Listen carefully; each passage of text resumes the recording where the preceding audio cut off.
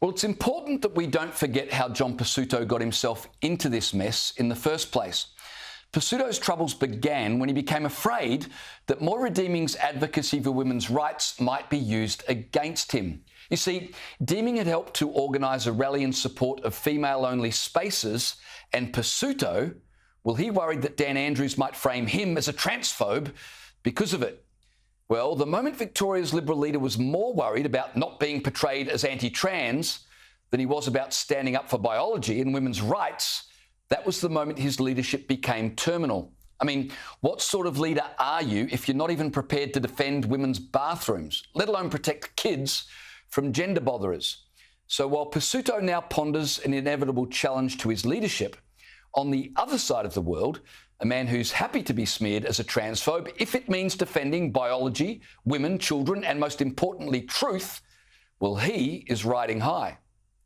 Under the Trump administration, it will be the official policy of the United States government that there are only two genders, male and female. Did you ever imagine a day in which a president of the United States would insist that a defining characteristic of his administration would be a recognition of only two genders? And did you ever imagine a day in which a crowd would cheer a president for daring to say no more than there are men and there are women? Peter Dutton should take note. Winning elections in 2025 could be as simple as knowing the difference between men and women and having the courage to say so. Of course, the left will frame Trump's agenda as a push against LGBTQ people, but of course, it's not. It's a push against what Trump calls trans lunacy. Lunacy that has men using female bathrooms, men competing in female sports, and gender-confused kids being sterilised in the mistaken belief that it's the empathetic thing to do.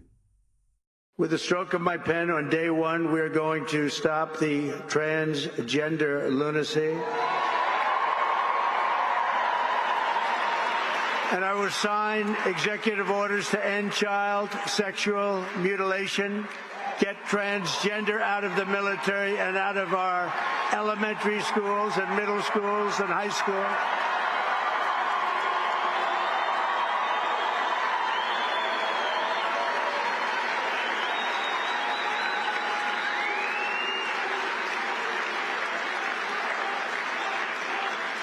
And we will keep men out of women's sports. That Trump's speech will be seen as controversial is a sign of just how far Western thought has fallen. But maybe we're on a slow path back towards common sense. On January 20, common sense will have entered the Oval Office and the world will have returned to biological facts. Now, if only we could have some of that in Canberra.